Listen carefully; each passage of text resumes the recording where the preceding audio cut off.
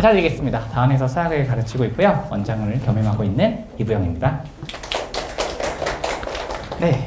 그래서 일단 오늘 모신 이유는 이제 방학이 시작이 되죠. 방학이 시작이 되고 학기도 하나 끝났고 해서 저희가 지금 어떠한 공부를 앞으로 할 거고 또 이 시기에 좀 많이 궁금해 하시는 것들이 있어서 그런 것들을 좀 말씀을 드리려고 이 자리에 모셨습니다. 시작하기 전에 살짝 좀 거두적인 얘기를 하면, 신변잡기적인 얘기를 하면, 그것마저 써 있습니다.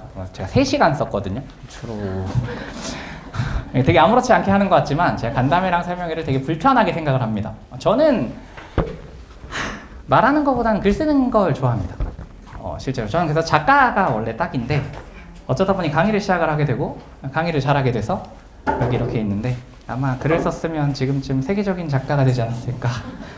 네, 뭐 그런 생각도 하는데요. 일단은 얘기를 좀 드리면 예전에도 한번 말씀드린 것 같기도 한데 저는 설명회보다는 그래도 이런 간담회가 좀 더 좋습니다. 이유는 설명회 지지난주에 했었죠. 그거는 이제 불특정 다수의 어머님들한테 저에 대한 얘기를 짧게나마 해야 되다 보니까 주로 자랑을 하게 되더라고요.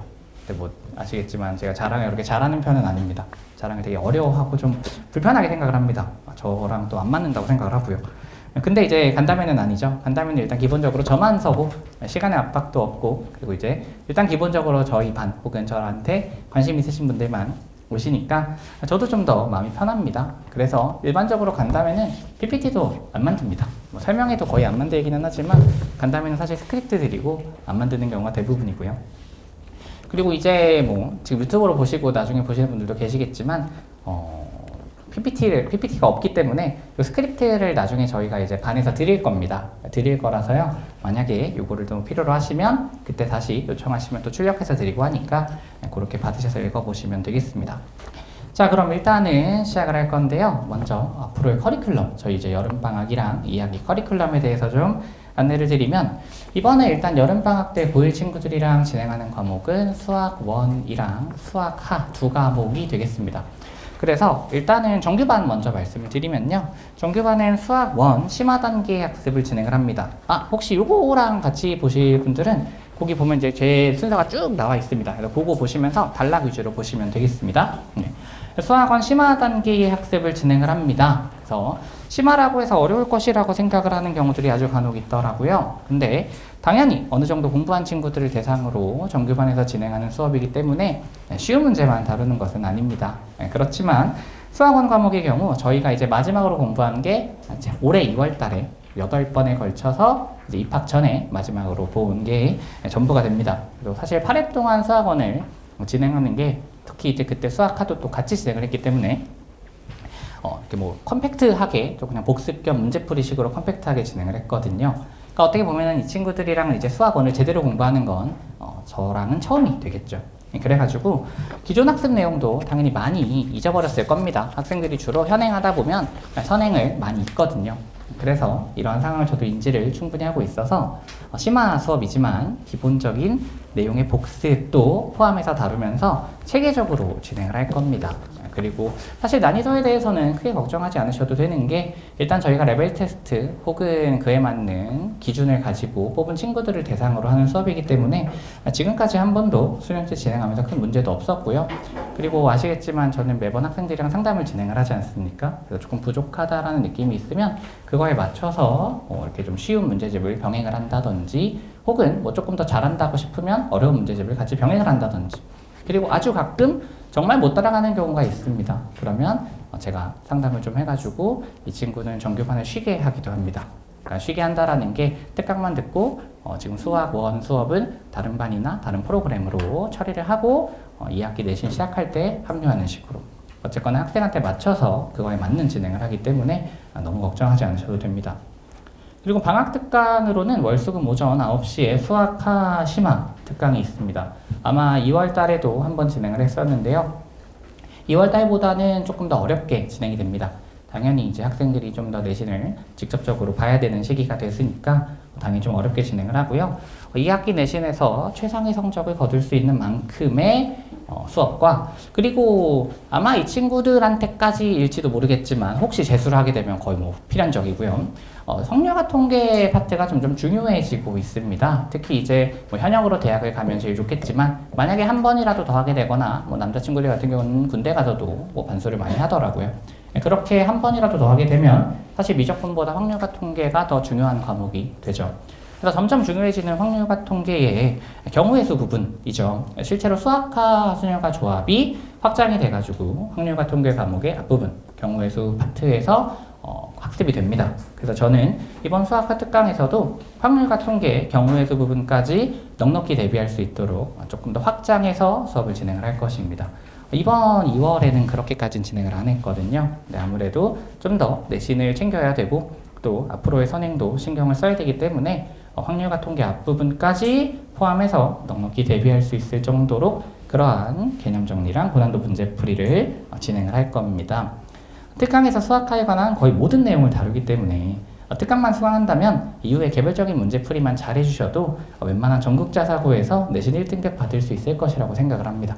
실제로 방학 특강 때 많이 이제 외부생들이 들어와서 참여를 해주시는데요. 대부분 전국자사고 친구들입니다. 뭐 근처에 있는 학교에 비재원생 친구들도 있지만 이제 뭐 이렇게 용인이나 아니면 뭐 하나나 이런 좀 외부 학교 상산맛도 마찬가지고요. 그런 친구들도 많이 와서 듣는 수업입니다.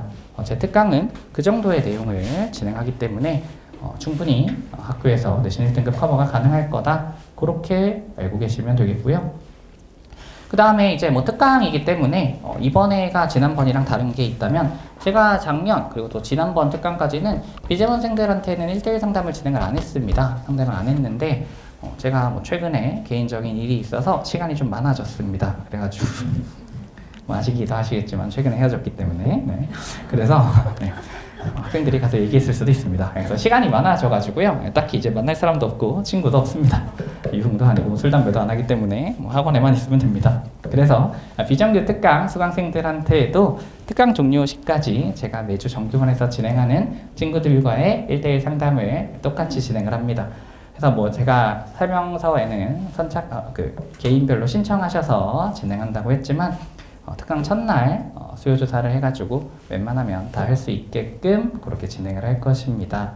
네, 그리고 이제 뭐 알고 계시겠듯이 특강이 끝나고 나면 성취도에 따라서는 정규반 입반을 무시험으로 허가하는 특전이 있는데 개인적으로는 이번에는 이거를 조금 줄일까 합니다. 왜냐면 저희 정규반이 지금 이제 정원이 꽉 차 있는 상태고 동영상으로만 듣는 친구들까지 포함을 하면 정원이 좀 넘쳐 있는 상태입니다. 사실 학원 입장에서는 학생이 많이 다니면 당연히 좋겠지만 제 입장에서는 저는 제 모든 학생을 성적을 내야 되고 뭐 이렇게 못 따라가는 그러니까 주인공 몇 명이 들러리 몇 명으로 가는 그런 반을 절대 저는 지향을 하거든요.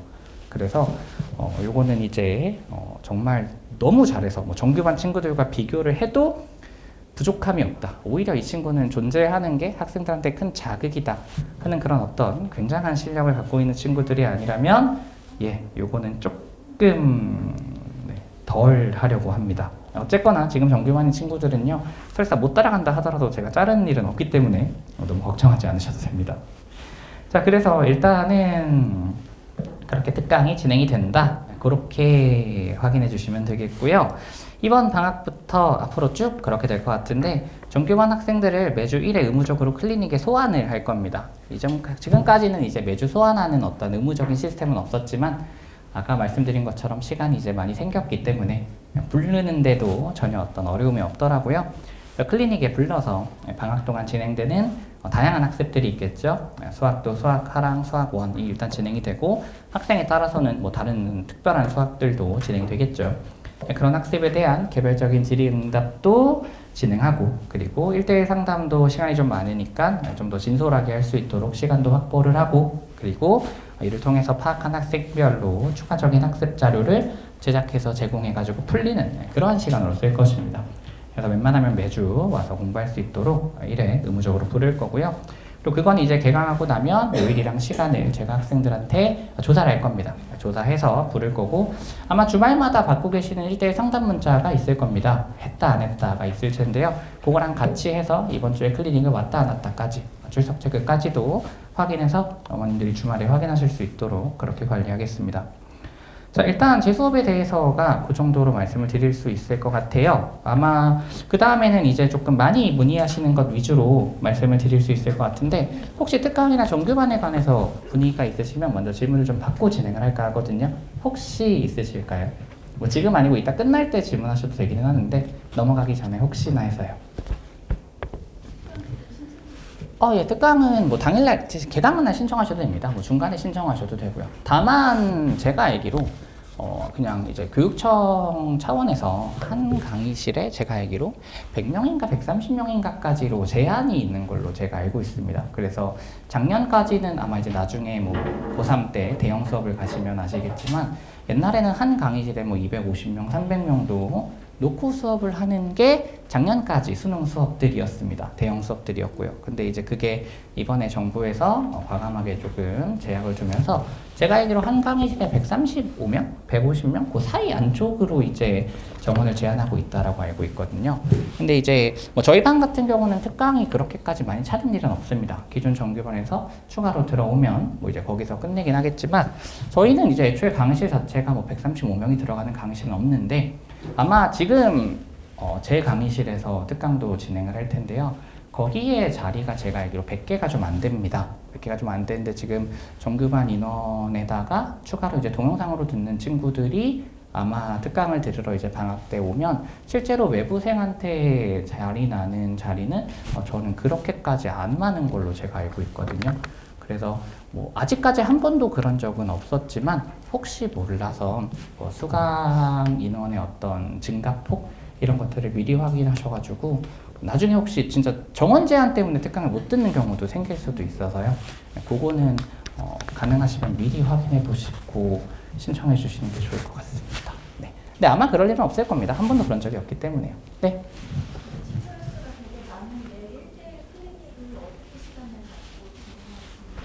상담이요? 일단 상담이요? 상담 같은 경우는 이제 의무 클리닉이요? 그거는 제가 매번 출석 체크할 때 시험지를 이용을 합니다. 시험지에 이제 이 친구들이 언제 올 건지, 그러니까 요일이랑 시간대를 제가 이제 쭉 학생들한테 보여주겠죠. 가능한 시간대를. 그럼 이제 학생들이 그 중에서 선택을 해가지고 저한테 알려주면 이제 저랑 조교님들이 그거를 가지고 이 친구가 언제 온다라는 걸 확인을 해놓고 그래서 그 친구가 오면 출석 체크를 하는 거고 안 오면 출석 체크가 안 되는 거고 그런 식으로 진행되겠죠. 또 있으실까요? 없으세요? 그럼 이따가 또 설명을 좀 드리고 그 다음에 또 얘기를 나누도록 하겠습니다. 자, 그 다음엔 이제 조금 많이 문의하시는 것들 위주로 말씀을 드리는데요. 일단 첫 번째는 썸머스쿨에 관해서입니다.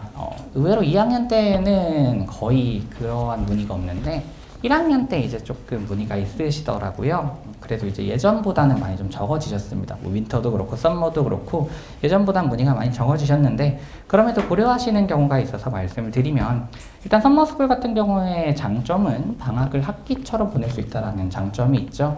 대부분 9시까지 불러서 5시까지 수업하고 의무적으로 자습을 시키기 때문에 그 일반적인 큰 학원이나 제종에서 진행하는 그런 프로그램은 학기 중처럼 방학도 성실하게 보낼 수 있다는 장점이 있습니다. 그건 부정할 수 없는 장점이죠. 그리고 일반적으로 이러한 주 5일 9to5 프로그램의 경우 아무래도 로드 자체가 좀 빡세다 보니까 기존에 다니시던 학원을 정리하고 가는 경우가 대부분입니다. 저는 당연히 그게 맞다고 생각을 합니다. 거기서 뭔가 9to5 프로그램을 하는데 저녁에 추가적인 학원까지 다닌다? 그럼 저는 다시 따라가긴 조금 어려울 것 같거든요. 주로 그렇게 따라가서 이제 정규를 잠깐 쉬고 그 프로그램을 하고 다시 돌아오는 경우가 대부분인데 그때 고려해 주셔야 되는 건 복귀하시고 나서 다시 기존 정규 프로그램에 잘 적응해서 따라갈 수 있는지를 꼭 확인을 해 주셔야 됩니다. 일반적으로 썸머나 윈터 같은 그런 학기 중에 몰입형 프로그램의 경우 일단 어떤 시드가 있어서 그걸 바탕으로 학생들을 모으는 게 아니라 그 시기에 그냥 그러한 프로그램을 깔면 불특정 다수의 학생들이 모여가지고 거기서 수업을 듣는 거거든요. 근데 이제 제가 강사여도 저희 반 레벨 테스트나 혹은 그에 상응하는 기준이 있으니까 잘하는 친구들이 모이면 그 친구들을 대상으로 레벨링을 해서 수업을 진행을 하면 됩니다. 그렇게 해도 누구한테는 쉽고 누구한테는 어렵다라는 얘기가 나옵니다. 그런데 그게 아니라 레벨 테스트 같은 것도 없고 혹은 형식상으로만 있고 사실상 불특정 다수의 1등급부터 9등급까지가 모여서 수업을 하게 된다라고 하면 사실 레벨링을 하는 게 굉장히 어렵습니다. 그러니까 가르치는 입장에서도 이거를 1등급 애들을 대상으로 어려운 수업을 진행을 하면 3등급부터 9등급까지는 아무도 못 따라올 거고, 반대로 5등급 애들을 대상으로 수업을 하면 이제 3등급 이내의 친구들은 사실 거기서는 공부를 하는 게 없는 거죠. 그러니까 레벨링이 굉장히 어렵습니다. 실제로 저도 이제 한 7년간 하이퍼라는 학원에서 그런 수업이랑 또 이렇게 클리닉을 진행을 했기 때문에 썸머 때 선생님들이랑 얘기를 해보면 레벨링 하는 게 제일 어렵다고 하더라고요. 교재 난이도를 가져가는 게 어렵습니다. 근데 그러다 보니까 이제 제일 많이 학생들이 모여지는 그레이드, 즉 3등급에서 4등급 사이 친구들이 아무래도 그런 곳에 제일 많거든요. 그러다 보니까 거기에 맞춰서 이제 수업을 진행을 하게 되고 자연스럽게 수업의 난이도가 보편적인 경우보다는 쉬워질 수밖에 없는 거죠. 그래서 개인적인 경험이지만 썸머스쿨의 경우 윈터도 마찬가지지만요, 수업 및 과제 난이도가 그렇게까지 높지 않다라는 단점이 있습니다. 그래서 혹시 그런 썸머나 윈터를 가시게 된다면 우리 애가 지금 1, 2등급 선에서 잘하는 친구다, 근데 어느 정도 생활에 점검이 필요하고 관리가 필요하다 하시면 보내셨을 때 꼭 따로 심화학습은 시켜주셔야 됩니다.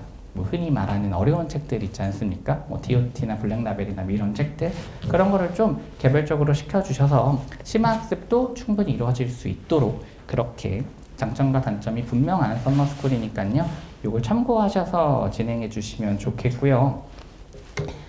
마지막이 될 것 같은데, 일단 질문을 받기 전에 마지막으로 질문을 주실 것 같은데, 저도 이번에 연락을 하나 받았습니다. 1학년 친구인데 시험 보자마자 선생님 저는 수능할 겁니다 라고.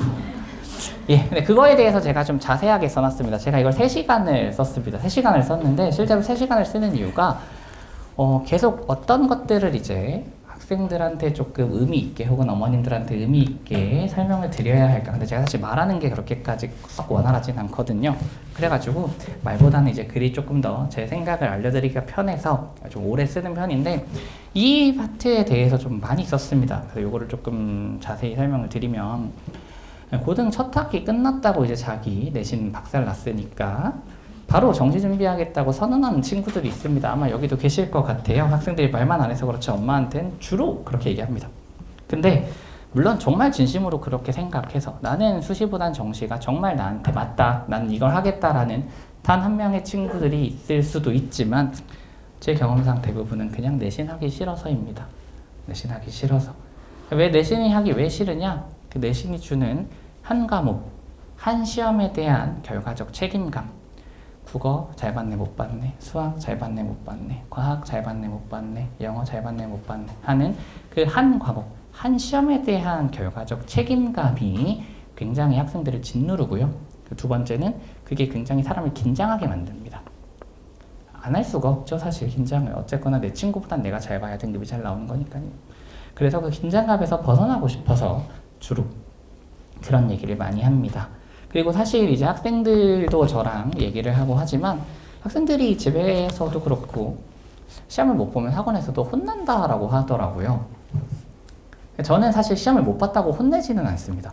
사실 2등급이 나오거나 3등급이 나오거나 혹여나 그 밑에가 나온다 하더라도 물론 어떤 문제가 있었으니까 그런 점수가 나왔을 거고, 그럼 이제 그거를 수정을 해야 되겠죠. 근데 그거에 대해서 과거의 잘못을 수정은 할지언정 이거를 질책하지는 않습니다.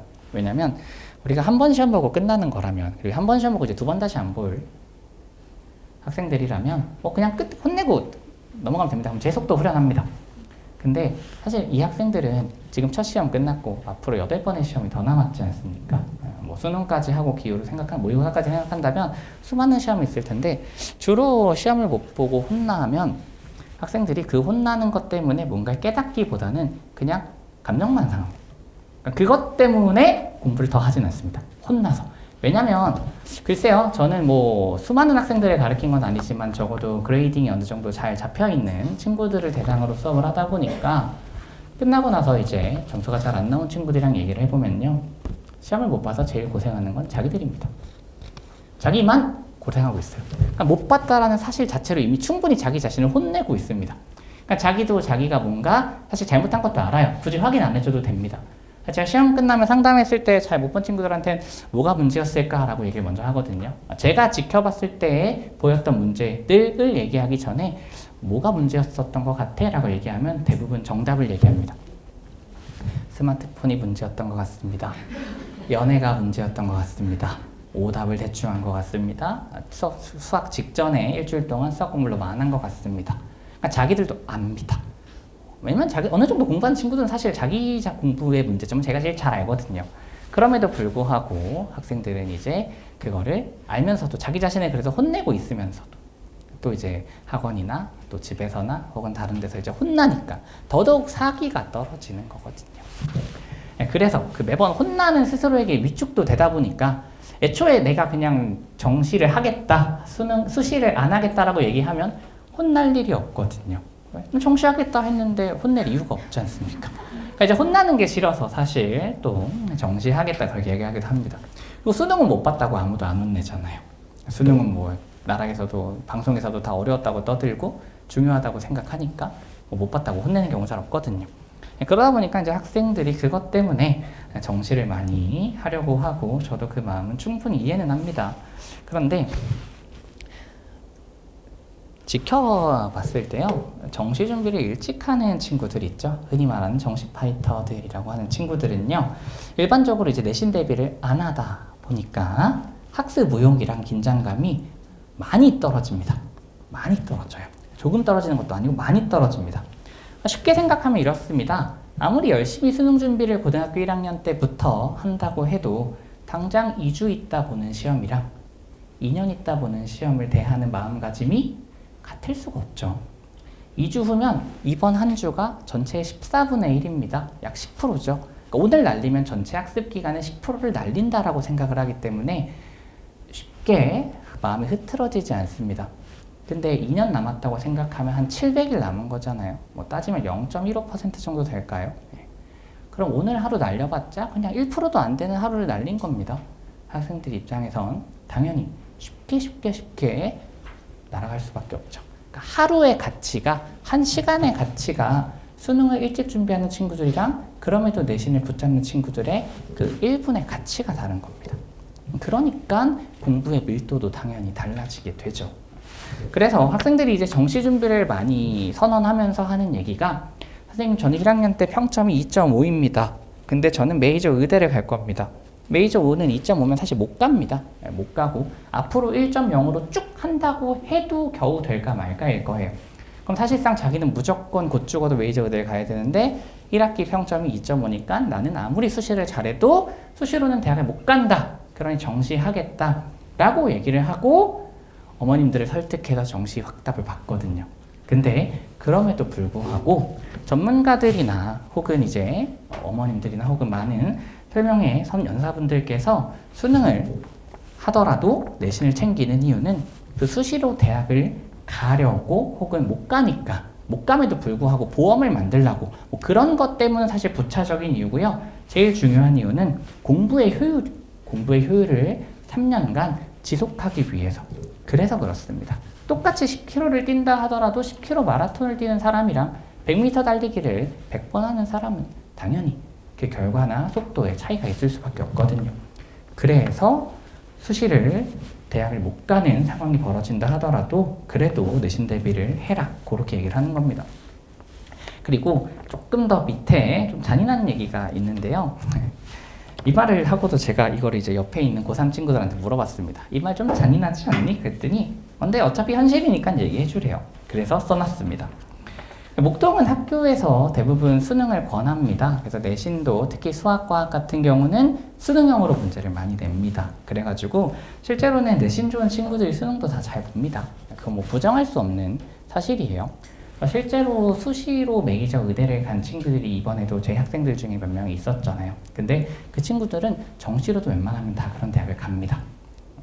실제로 수시 잘하는 친구들이 수능을 못 볼 리가 없습니다. 이 지역은 더더욱 그렇고요. 애초에 학교 자체가 시험을 수능 형태로 내는데 2학년만 돼도 바로 모의고사에서 솎아서 변형해서 내는데 그거 잘 잡는 친구들은 당연히 수능도 잘 볼 수밖에 없죠. 그런 지역적 특색 때문이기도 하고요. 그래도 정시를 하겠다는 친구들한테는 잔인한 말이지만 이 말을 꼭 해주시면 됩니다. 수시는 학교 안에서 경쟁입니다. 그죠? 근데 정시는요, 전국 단위의 우수한 학생들 뿐만 아니라 전국에 있는 수많은 N수생들이랑도 경쟁을 하는 겁니다. 학교 안에서의 경쟁도 자기가 버티지 못해서 도망가는 판에 과연 전국 단위 경쟁을 잘할 수 있을까요? 아니거든요. 특히 수능은 아시겠지만 전국의 의대 최상위권 그냥 입결이라고 생각을 하면 전국 의대의 정시 80%는 N수생입니다. 실제로 N수생이 재학생에 비해서 3분의 1 정도밖에 안 됩니다. 근데 그 3분의 1 정도밖에 안 되는 친구들이 전체 의대를 만약에 전국에서 100명을 뽑는다라고 하면 70명에서 80명 사이 정시는 다 걔네가 가져간다라는 거예요. 그러니까 정시를 일찍 준비한다고 한다라는 건 결국 이런 친구들이랑 경쟁을 하겠다는 얘기입니다. 눈에 보이지 않아서 그렇지 학교 안에서 옆자리에 잘하는 친구랑 비교하는 거랑은 상대가 안 됩니다. 그런 얘기를 꼭 해주셔서 학생들이 함부로 정시하겠다는 얘기를 안 할 수 있도록 저도 얘기를 할 것입니다만은 어머님도 얘기해 주시면 될 것 같고요. 저는 저희 반 친구들이 이제 약간 좀 부끄러운 얘기인데요. 모두가 좋은 성적을 거두기를 원합니다. 제가 아까 시작할 때도 말씀을 드렸지만 저는 일반적으로 이제 대형 수업의 단점이라고 한다면 잘하는 친구들 몇 명, 사실 그리고 이제 그거에 해당하는 들러리 몇 명. 사실 잘하는 친구들 일부, 그 다음에 못 따라가지만 어떻게든 그 친구들 때문에 다니는 다수로 진행되는 게 일반적인 대형 수업입니다. 이건 이제 3학년 때도 마찬가지입니다, 어머님들. 근데 저는 그런 수업을 굉장히 혐오합니다. 왜냐면요, 제가 아마 그렇게 안 보이실 것 같은데 책임감이 되게 강한 편입니다. 제가 학생을 받으면요, 그냥 얘 뭐 같이 수업해도 되겠습니다라고 얘기를 하지만 말로는 쉽게 하는데요, 속으로는 굉장한 부담을 갖고 있습니다. 저는 인원이 적을 때도 그렇고 많을 때도 그렇고 학생이 시험을 못 보는 것 자체가 제 삶의 가장 큰 스트레스입니다, 사실. 왜냐면 저는 시험을 잘 본 친구들은 저 때문에 잘 봤다고 생각을 단 하나도 안 합니다. 왜냐면 시험을 잘 보는 데는 모든 게 필요합니다. 실수도 안 해야 되고 시험 관리도 잘해야 되고 공부도 열심히 해야 되고 그날 기분도 좋아야 되고 그날 피도 안 나야 되고 뭐 굉장히 많은 어떤 그 요소들을 다 극복하고 시험을 잘 보는 거거든요. 그러니까 시험을 잘 보는 건 저 때문이 아닙니다. 시험을 못 보면 저 때문이라고 생각을 하거든요, 제가. 그러니까 어떤 시험 친구가 만약에 안타깝게 실수를 했거나 뭐 컨디션 관리를 못 했으면 실수를 한 것도 저 때문인 것 같고요. 컨디션 관리를 못 한 것도 내가 시험 직전에 컨디션 관리에 대해서 얘기를 많이 못 해줘서 그렇구나. 전날 일찍 자라고 얘기해 줄 걸 그 얘기를 못해서 얘가 밤을 새가지고 시험 못 봤구나 라고 말도 안 되는 책임감까지 느끼면서 학생들을 대합니다. 그러다 보니까 시험을 못 보는 게 사실 저한테 굉장히 큰 스트레스입니다. 사실 학생들을 보고 시험 망했다 그러면 항상 철컥 내려앉아요. 미안하다 하고. 그런 사람이거든요. 그래서 저는 제 반에 시험을 잘 보는 몇 명과 걔네 때문에 그냥 들러리 서는 많은 학생들이 있는 걸 정말 혐오합니다. 저는 제 반에 있는 모든 친구들이 주인공이어야 되고요. 그래서 물론 뭐 저희 반에 있는 수십 명의 학생들이 언제나 모든 시험을 다 잘 보는 건 불가능합니다. 그건 저도 압니다. 왜냐면 시험이라고 하는 건 사실 학생들한테도 제가 얘기를 하지만 주사위를 던지는 거거든요. 주사위를 던지는 거라서 다만 열심히 노력하고 준비하면 주사위가 높은 눈이 나올 가능성이 커질 뿐이지 아무리 잘 깎고 다듬어도 주사위가 6만 나오는 주사위는 없습니다. 어쩔 수 없이 1이 나오는 경우도 있죠. 운이 없으면 열심히 준비해도 1이 연속으로 뜨는 경우도 당연히 있습니다. 그래서 저희 반 모두가 모든 시험을 다 60명 전체가 1등급을 받는 거 불가능한 일이라는 건 저는 압니다. 알매도 불구하고 그래서 어쩔 수 없이 계속 스트레스는 받지만 그럼에도 불구하고 고정적으로 1등급 받는 몇 명의 나머지가 아니라 이 수많은 친구들 중에서 이번엔 과연 누가 일을 해줄까? 들러리는 한 명도 없는 모두가 주인공이 되는 반을 저는 만들고 싶고 그렇게 운영을 해오고 있고 그런 철학으로 제가 이 수업을 진행을 합니다. 그러니까 아마 상담을 하는 거에 대해서 이제 이거 뭐 안 해도 되지 않냐라고 어머님들이 얘기하시는 분도 있고 그리고 또 어떤 경우에는 조금 더 체계적으로 해줬으면 좋겠다라고 얘기를 하시는 분들도 계신데 사실 1대1 상담을 하는 이유는 아마 처음에도 말씀을 드린 것 같지만 들러리를 만들지 않기 위해서입니다. 어쨌거나 수많은 학생들 중에 한 명으로 제 학생으로 만났지만 제 학생이 된 순간 이 친구들한테는 그래도 제가 맞춰줄 수 있는 건 최대한 맞춰주고 싶어서 그냥 왔다 갔다 하는 친구들이 아니라 적어도 저랑 일주일에 한 번 이상은 계속 얼굴을 맞대고 단둘이 얘기를 하면서 그때그때 필요한 것들을 얘기하면 그 필요한 것들을 만들어주고 사실 1대1 상담을 하면서 필요한 것들을 만들어주는 것보다 저는 더 중요한 의의를 갖고 있다고 생각하는 게 학생들의 생활관리랑 멘탈관리라고 생각을 합니다. 아마 여기도 계실 것 같은데 핸드폰을 바꾼 친구들이 있을 겁니다. 스마트폰에서 나 엄마 선생님이랑 상담해서 적어도 이번 학기는 공신폰을 쓰기로 했어 하는 거. 저는 그런 게 이제 진짜 통했을 때 굉장히 큰 희열을 느낍니다. 아, 이게 내가 이 친구들한테 해줄 수 있는 굉장히 큰 역할 중 하나구나. 단순히 수업을 하고 강의를 주고 문제를 주고 자료를 제공하는 것뿐만 아니라 이 친구들한테 필요한 것. 만약에 이 친구가 핸드폰을 바꿔야 되는 상황이다. 근데 뭔가 자기가 의지가 없다. 그럼 이제 같이 얘기하면서 자 그럼 오늘부터 핸드폰 바꾸자. 그런 식으로 제가 가이드만 주고 거기다 그냥 플래그만 세워줘도 학생들은 그 깃발 때문에 또 다시 거기서부터 변화를 시작하고 마음을 다잡거든요. 그러한 것들이 저는 상담의 가장 큰 의미라고 생각을 합니다. 뭐 그것뿐만 아니라 친구 관계나 혹은 갖고 있는 학업적인 스트레스까지도요. 그래서 뭐 여기다가 이제 다 써놓기는 했습니다만은 그래서 저는 그래서 저희 반에는 들러리가 없다고 생각을 하고 실제로 그렇게 수업을 하고 있고요. 그래서 사실 매 시험이 그래서 좀 기대가 됩니다. 이번에는 잘 본 친구들만 잘 보는 게 아니라 못 본 친구들이 더 잘 봐서 뭔가 이 친구는 반에선 그렇게까지 늘 어머님들도 반 보면 시험 보면 평균 받으시겠지만 평균 보면 되게 슬프잖아요. 왜 우리 애가 열심히 하는 것 같은데 평균은 왜 이렇게 높고 우리 애는 왜 이렇게 못하는 것 같고 근데 평균에 대해서도 드릴 말씀이 있다면 반평균 정도 되면 강속 1등급 이상입니다. 반 자체가 워낙 지금 그레이드가 좋은 친구들이 있기 때문에 반평균 자체가 높아서요. 강서고 1등급이 안정적으로 나오는 친구들이 겨우 반평균을 넘는 상황이고요. 사실 뭐 강서고 1등급이면 목동에서는 되게 어려운 일이지 않습니까? 근데 그런 친구들이 평균을 형성하고 있다. 그렇게 말씀을 드릴 수 있을 것 같아요. 그래가지고 혹시 평균이 좀 잘 안 나온다 하더라도 너무 그렇게 크게 염려하지 않으셔도 될 것 같고요. 그리고 어쨌거나 이번에도 제가 이제 아직 시험이 다 끝나지 않았습니다. 목동구도 아직 안 끝났고 양정 1학년도 아직 안 끝났는데 이번에도 뭐 지난번처럼 예상하지 못했던 친구들이 계속 좋은 뭐 예상 외의 성적을 들려주고 있는 것 같더라고요. 뭐 중간 때도 그랬는데 저는 매 시험이 그래서 기대가 됩니다. 저희 반에는 들러리가 없기 때문에 어떤 친구가 이번에는 어떤 결과를 내올지 되게 궁금해하고요. 좀 안 됐으면 그럼 이제 다음 기회에 다시 한번 잘 해보고 그렇게 해서 다음번엔 조금 더 좋은 결과를 얻을 수 있지 않을까 그렇게 기대하고 있습니다. 네. 자, 그렇게 일단은 말씀을 드릴 수 있을 것 같고요. 그 밑에 간담회를 준비하는 기간 동안 읽다가 지나간 문장이 있는데 이거는 글로는 썼는데요. 말로는 제가 참 부끄러워서 못하겠습니다. 제가 딱 이렇게 제가 책을 되게 많이 읽습니다. 책이랑 아티클을 굉장히 많이 읽어요. 친구가 없어서 그런데요. 그러다 보니까 지나가는 말 중에 이거 어떻게 또 간담회 시작하는 7월 1일 날 제가 메모장을 보니까 7월 1일 날 오늘이 며칠이에요? 5일인가요? 6일인가요?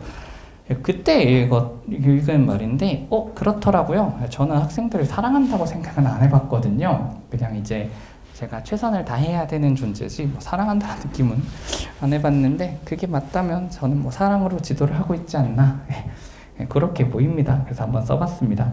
그리고 끝으로 이제 어머님들한테 꼭 당부드리고 싶은 건 저는 제 번호를 공개를 하고요. 어머님들이 최대한 저랑 많이 연락을 주셨으면 좋겠는데 이상하게 원장이라 그런지 바쁘다고 생각을 하시더라고요. 저 근데 이제 아무것도 없어서 안 바쁘거든요. 진짜 안 바쁩니다. 뭐 특히 이제 방학이 됐지만 방학 특강도 저는 오전에밖에 안 합니다. 오후부터는 이제 학생들 하나하나 케어하고 뭐 클리닉 온 친구들 상담하고 뭐 이렇게 1대1 상담 진행하고 하느라 늘 오후 시간은 비워두고 그다음에 이제 정규 시간표가 진행되거든요. 그러니까 언제든지 편하게 연락을 주셔도 저한테는 아무런 부담이 없습니다. 뭐 특히 이제 전화를 주시면 못 받을 수도 있지만 문자를 주시면 제가 놓치는 경우는 없거든요. 그래서 문자를 주시면 그거에 맞춰서 제가 뭐 상담도 드리고 뭐 솔루션도 드리고 할 수 있습니다. 특히 이제 연락을 많이 주실수록 제가 학생에 대해서 잘 파악할 수 있거든요. 세상에 어머님들보다 학생에 대해서 많이 아는 존재는 없습니다. 라고 이 얘기를 썼더니 옆에서 같이 공부하던 고3 친구가 스크립트 쓰는 걸 보다가 쌤 이제는 아닐걸요? 하더라고요. 물론 뭐 이제 고등학생 정도 되면 몰래몰래 엄마들, 아빠들 몰래몰래 하는 것들이 생깁니다. 뭐 대표적으로 연애도 그럴 거고요. 뭐 친구 사이의 문제도 그럴 거고요. 감추는 게 생기긴 하겠지만 그럼 제가 몰래 알려드릴 수 있습니다.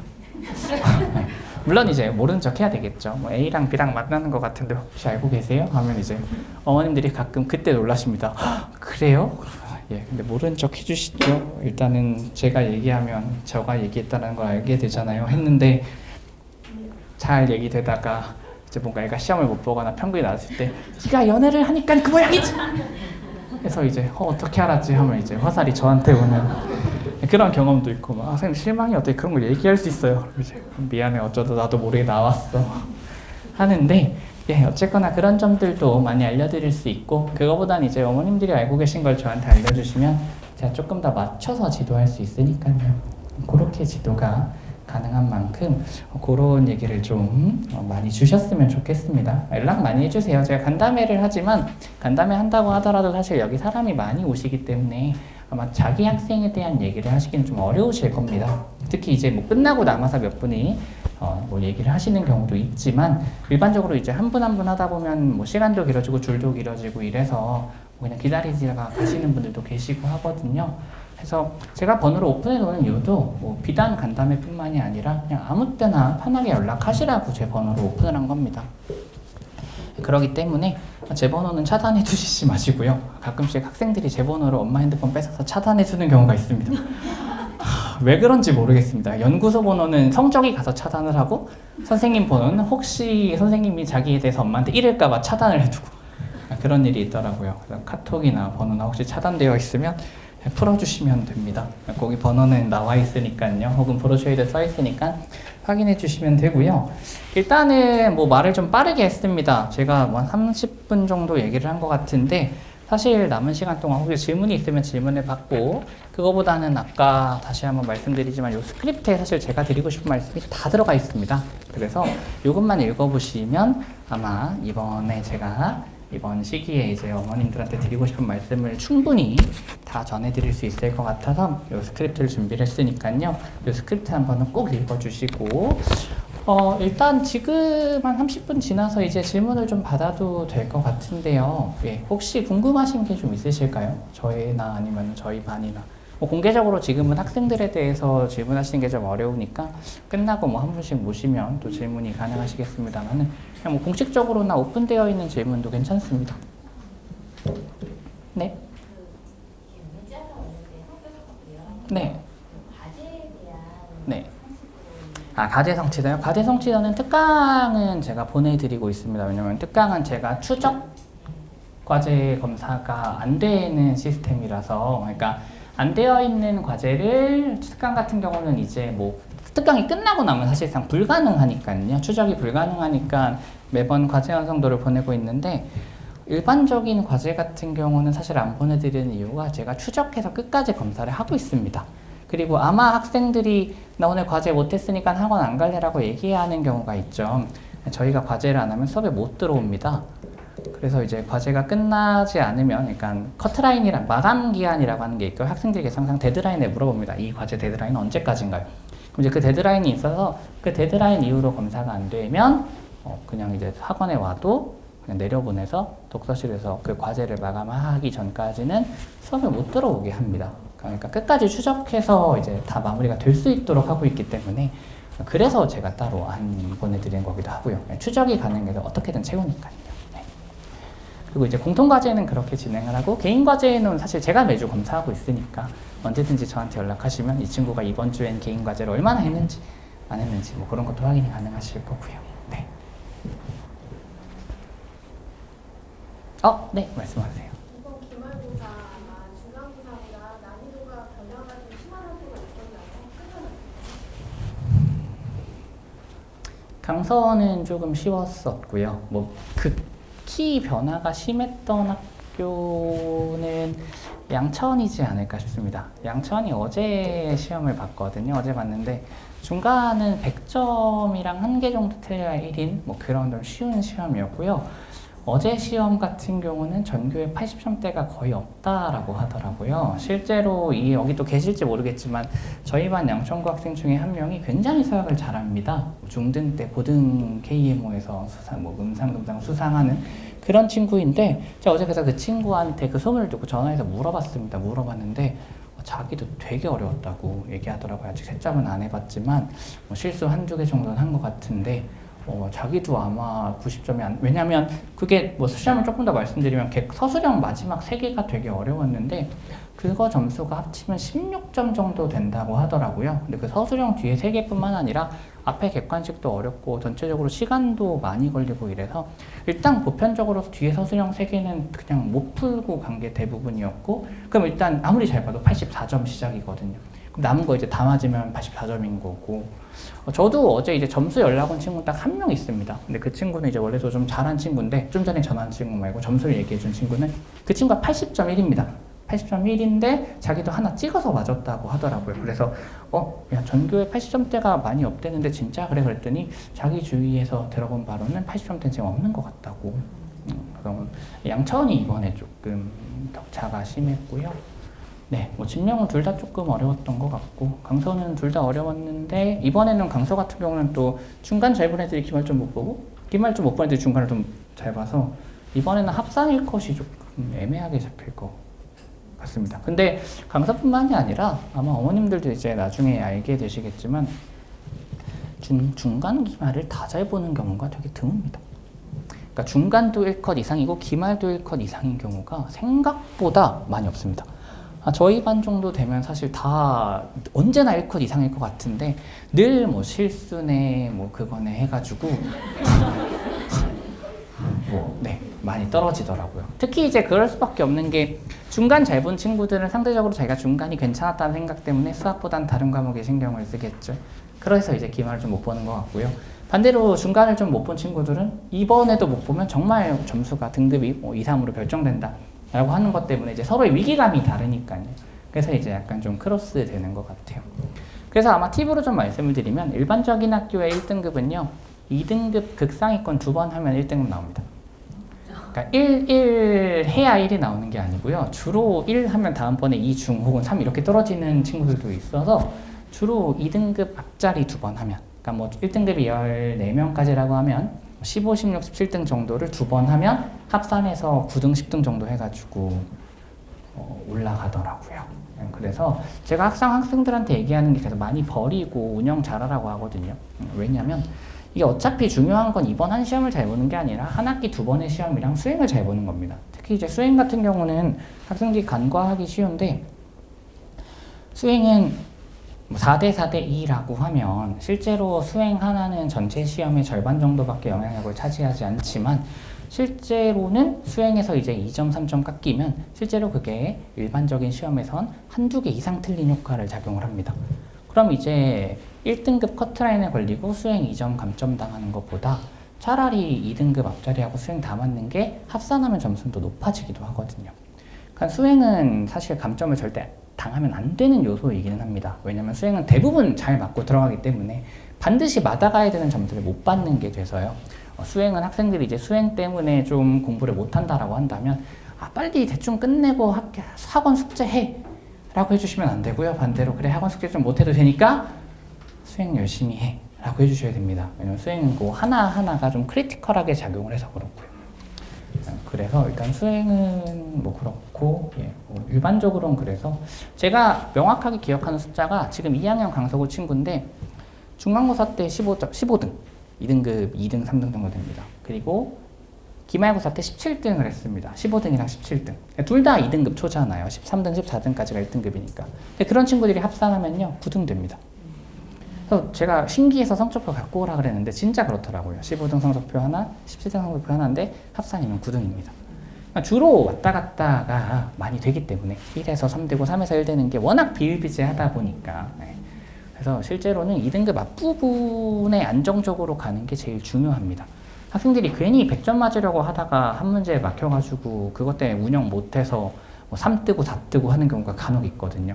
근데 그럴 바엔 그냥 이 문제 틀린다 하는 한이 있더라도 안정적으로 운영해서 최대한 2등급 앞쪽에 혹은 1등급 뒤쪽에 가기만 하면 그렇게 2번 하면 사실상 1등급은 생각보다 쉽게 나옵니다. 이제 학생들이 그거를 잘 못하더라고요. 그래가지고 이제 합산했을 때 조금 어려움이 있지 않을까 그런 생각도 들고요. 네, 일단은 문의 주신 거에 대한 양천구가 제일 극단적이었겠네요. 어제 봤던 시험이라서요. 네. 또 혹시 궁금하신 게 있으실까요? 뭐 언제든지 편하게 여쭈셔도 되지만 그리고 뭐 그럼 이제 뭐 앞으로의 일정에 대해서도 얘기를 좀 드리면요. 2학기 때는 수학과 내신 대비를 똑같이 진행을 합니다. 뭐 1학년 때는 사실상 방학 때는 선행을 하지만 학기 중에는 일반적인 내신 대비를 하기 때문에 그렇고요. 간혹 아까 그 정시 얘기한 친구 중에서 선생님 저 이번에 수학과 특강 안 듣고 수투 특강 들어도 되나요? 라고 얘기한 친구가 있습니다. 굉장히 대범하죠? 네. 왜 그랬더니 어차피 수화는 수능이 안 나오고 수투는 나오니까 수투를 하겠다 인데 수학은 위계질서가 굉장히 크게 작용하는 과목이기 때문에 그건 별로 좋은 생각은 아닌 것 같고요. 그리고 뭐 사실 수능이라고 하는 것 자체 때문이기도 하지만 학습의 효율과 밀도 때문에 내신을 하라고 하는 거기 때문에 제가 일단은 불허했습니다. 그래도 수학과 해라. 가서 엄마랑 또 고민 많이 해보고 특히 이제 경우의 수도 시험 범위에 들어가면 그거 이제 혹시나 너가 나중에 수능하게 돼서 잘 안 되면 재수하게 될 텐데 그럼 경우의 수도 잘 해놔야 되니까 그래도 해라 그랬더니 자기 경우의 수 잘 안 돼요. 그래서 실제로 잘하는지 봐야 알겠지만 어쨌거나 2학기 때는 내신 대비하고요. 내년 겨울에는 이제 겨울방학에는 수원, 수투, 미적, 확통 그렇게 4개를 해야 되죠.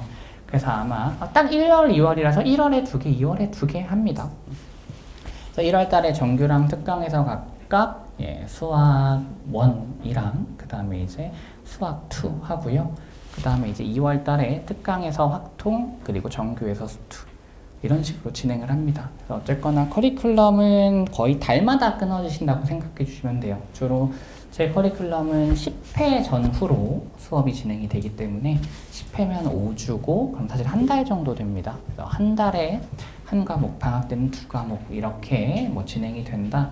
그렇게 봐주시면 되고 요거는 이제 아마 내년 이맘때쯤 다시 말씀을 드릴 것 같은데 혹여라도 이제 2학년 이 시기가 되면 이제 어쩔 수 없이 정말 정시를 해야 되는 경우가 생깁니다. 2학년 이 시기가 되면요. 뭐 수능이 정말 코앞에 있죠. 6개월 있다가 고3이니까요. 그때부터는 이제 사실 정시를 선택을 해도 학습의 밀도가 그렇게까지 낮아지진 않더라고요. 2학년 정도 되면요. 그러니까 1년 후죠. 1년 후면 이제 어떤 프로그램이 있냐면요. 제가 지금 3학년 수업도 같이 하고 있고 2학년도 이제 이번 달 2주 후부터 시작을 하는데 매주 수학 모의고사를 봅니다. 저희가 이제 매번 학교 내신 시험은 뭐 특강에서도 정규에서도 매번 보지만 사실 모의고사 같은 경우는 1학년 모의고사는 큰 의미가 없습니다. 어머님들한테 이 얘기는 꼭 드리고 싶었는데요. 모의고사는 1학년 때 보는 모의고사는 사실 아무 의미가 없습니다. 중학교 내용이고 수학 상하 내용이고 2학년 3월 달에 보는 모의고사 역시 1학년 내용만 가지고 하기 때문에 아무런 의미가 없습니다. 잘 보면 칭찬해 주시면 되고요. 못 보면 그냥 많이 까먹었네 하고 자독해 주시면 됩니다. 언제부터 시험 보면 화내시면 되냐면요. 2학년 9월 달부터 2학년 9월 혹은 11월부터는 이제 그건 수능 범위에 해당하는 본격적인 모의고사가 됩니다. 그러니까 그 전까지는 중학교 내용이고 고등학교 1학년 내용이라서요. 뭐 잘 보면 좋은 거고 못 봐도 괜찮은 건데 2학년 9월 달부터 보는 모의고사는 이제 사실상 수학 1 내용부터 들어가는 시험이기 때문에 못 보면 뭔가 학습에 문제가 발생을 한 겁니다. 뭐 까먹었든 제대로 공부를 못했든 간에요. 그래서 고전까지는 모의고사를 크게 신경 안 쓰셔도 되고요. 그래서 저희 반 같은 경우는 이제 2학년들은 7월부터 매주 일요일 날 아침에 10시 반부터 12시 10분까지 모의고사를 보게 됩니다. 그걸 이제 3학년 때까지 쭉 봅니다. 그렇게 하면 총 50번 정도 보게 되더라고요. 2학년 7월부터 시작해서 3학년 11월 달까지요. 한 달에 4번 정도 보게 되니까요. 매주 일요일 날요. 아침에 보게 되면 한 6달 정도 되는데 그 사이에 이제 몇 번 빼고 하면 50번 정도 보게 되더라고요. 그래서 뭐 지금 드릴 말씀은 아니지만 혹여라도 이제 일요일 아침 시간은 웬만하면 어떤 수업이나 이런 것들을 2학년 때부터는 안 잡아주시는 게 좋습니다. 뭐 지금은 아니겠지만 왜냐면 그때는 이제 학생들이 2월달 지금 정도 2학년 지금 정도 되면 미적분을 제외하고는 어느 정도 공부가 마무리가 되거든요. 수완수투까지 겨울에 진행을 하면요. 그럼 그때부터는 이제 남들보다 일찍 수학 모의고사를 보게 되는 거죠. 그래서 계속 어차피 저희 반 같은 경우는 수능으로 대학을 가는 친구들은 자기 주위에 있는 친구들이 아니라 한두 학년 위 낸수생이랑 겨뤄야 되는 학생들이기 때문에 모의고사나 수능 준비를 조금 빠르게 하는 게 좋더라고요. 그래서 매주 일요일 날 아침에 실제로 수학이 10시 반부터 12시 10분까지 봅니다. 실제 수능이 목요일 날 그렇게 보거든요. 저희가 이제 목요일 날 학교를 가니까 일요일 날 10시 반부터 12시 10분까지 수학 모의고사를 직접 제가 만든 걸 봅니다. 그래서 이제 그렇게 50번 정도 연습을 하고 이제 3학년 때 수능을 보러 가면요. 확실히 오전에 시험 보는 경험이 좀 중요하더라고요. 생각보다. 뭐 아침에 이제 또 시간 맞춰서 보는 연습을 매주 하는 건 쉽게 할 수 있는 게 아니라서 도움도 많이 되고 국어 관해서도 말씀을 드리면 학생들이 수학 잘해도 국어 못해서 점수가 좀 떨어지는 경우들이 있더라고요. 이번에도 어떤 친구가 수학은 1인데 국어는 4 뜰 것 같아요. 그래가지고 어떡하니 하고 그냥 위로는 해줬는데 국어는 내신도 내신이지만 수능도 제 생각에 수학은 1년이면 됩니다. 근데 국어는 1년이면 되는지는 잘 모르겠습니다. 그래서 국어도 웬만하면 수능 공부를 좀 미리 시켜주시는 건 굉장히 도움이 됩니다. 특히 이제 내신 국어는 암기인데 수능 국어는 암기가 아니기 때문에요.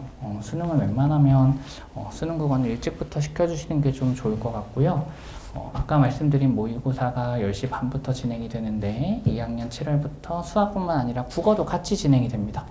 그러니까 국어는 이제 8시 40분부터 10시까지. 그러니까 수능 시간이랑 동일하게 진행을 하는 거죠. 국어도 그렇고 수학도 그렇고.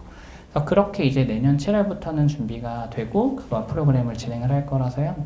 혹시 정시를 생각을 하는 친구들이 있다 하더라도 그것까지 대비가 가능하다라는 거. 그거를 미리 좀 말씀을 드리겠습니다. 네, 그렇지만 지금 당장 그 친구도 있었어요. 선생님 그 모의고사 보는 거 자기도 봐도 되냐고. 1학년이 건방지게 말이죠. 그래서 제가 한 부 줬습니다. 한 부 주고 해봐 했더니 한 7번 풀고 나서 죄송합니다. 건너라가 어렵습니다. 3학년 애들 푸는 시험이고 2학년 최상위권 친구들 푸는 시험인데 아직 1학년이 풀기는 좀 어렵죠.